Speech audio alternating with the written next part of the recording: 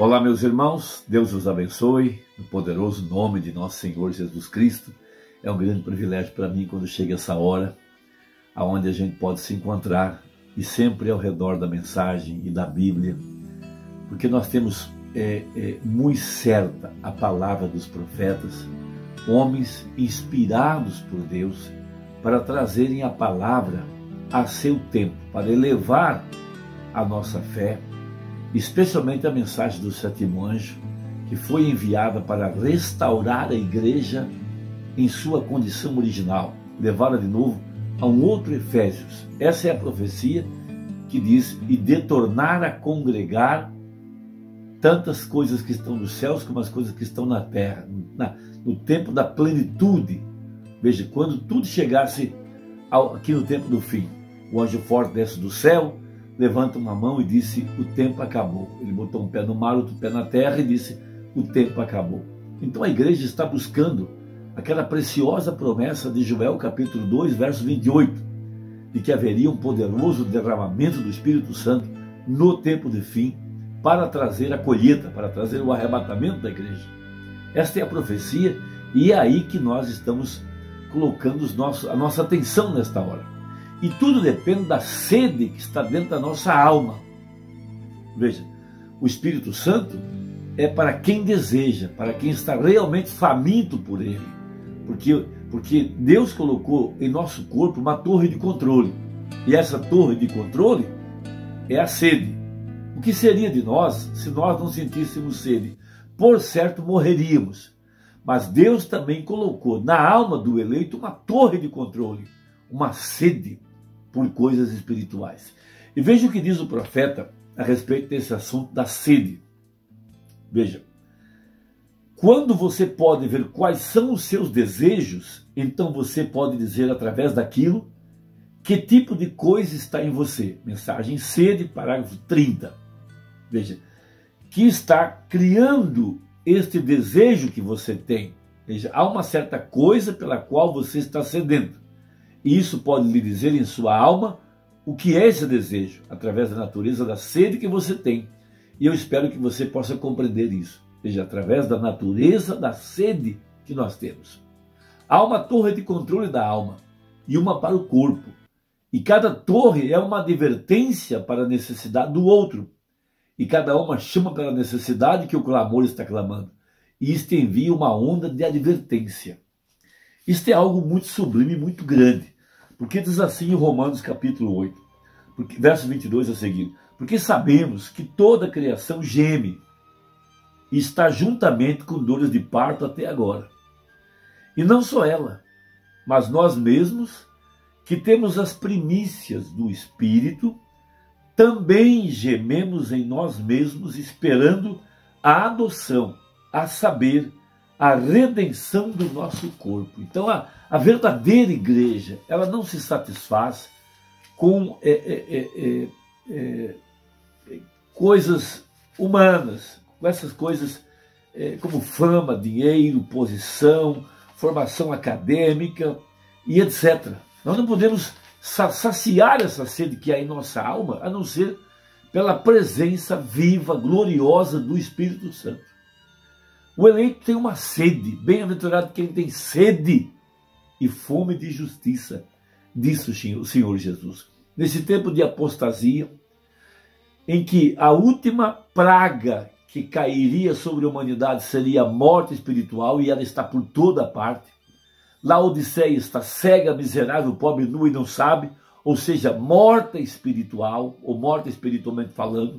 Veja, Timóteo, eles têm a aparência de piedade, mas negam o poder, veja, o poder de Deus, através da confirmação da palavra feita carne nesse dia, da manifestação do Filho do Homem, da manifestação do profeta Elias de Malaquias 4, que viria para restaurar a igreja à condição original, levá-la de volta ao Pentecostes original, onde ela seria revestida do poder do Espírito Santo. Agora, na mensagem sede, veja, a partir do parágrafo 122, diz assim o profeta, veja, a respeito dessa sede que há dentro da alma do verdadeiro eleito por coisas genuínas, por coisa real. Nós não queremos saciar essa sede com prazeres mundanos, com jogos, com bebida, com cigarro, com diversões, com religião e com coisas. Veja, não. Nossa sede é pelo Espírito Santo. A verdadeira igreja nessa hora. E eu te convido a orar, a pleitear esse direito que nós temos. Quando Ruth chegou dos pés de Boaz, ela pleiteou o seu direito. Veja, ela pleiteou que ela era uma viúva e que ele era o parente dela e que ele estava suposto a casar com a viúva porquanto a viúva não tinha filhos.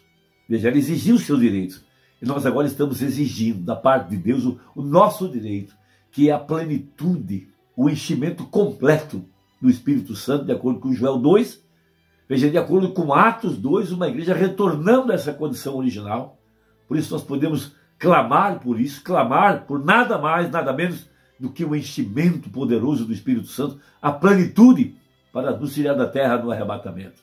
Veja, então diz o profeta, conhecê-lo é vida, a pessoa, Cristo ele mesmo, não comparando, veja, foi sobre a revelação que Deus edificou sua igreja, e não edificarmos sobre aquela mesma igreja. Veja, a Bíblia diz Abel pela fé, e fé é uma revelação divina, fé é uma revelação divina, veja, correto?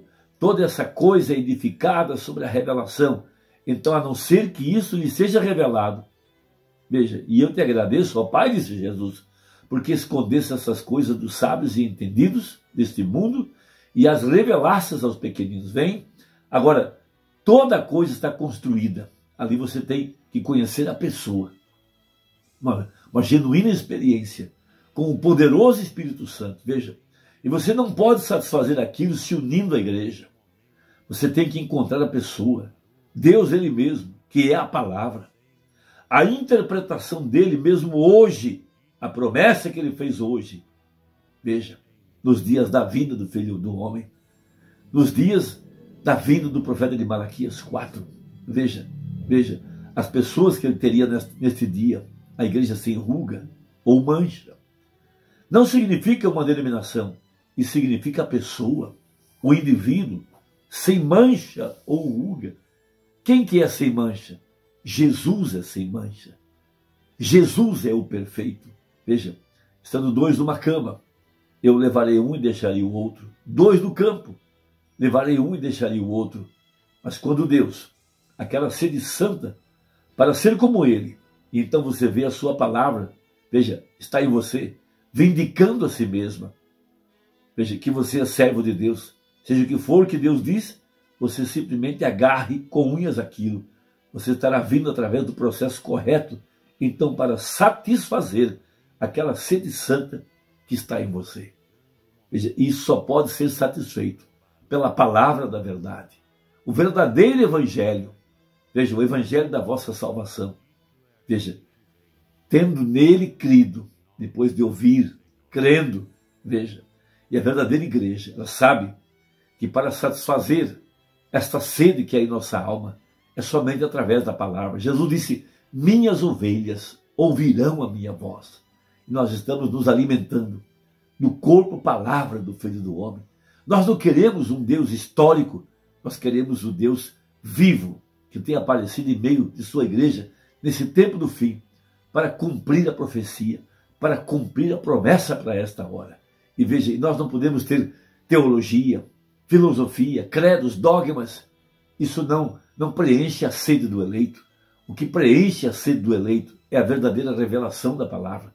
Por isso a palavra seria revelada, ela seria aberta para a verdadeira igreja nesse tempo do fim, para trazer essa igreja triunfante, que está marchando rumo à eternidade, que está edificada sobre a rocha, sobre a doutrina dos apóstolos e dos profetas, uma igreja que não se satisfaz com nada menos do que a sua palavra, porque Jesus disse, minhas palavras são espírito e vida. Ó, meu irmão, veja, uma real experiência com Hebreus 13:8, para descobrir que ele é o mesmo ontem, hoje e eternamente. Hebreus 4:12, e que a palavra de Deus é viva e eficaz, e ela discerne os pensamentos do coração.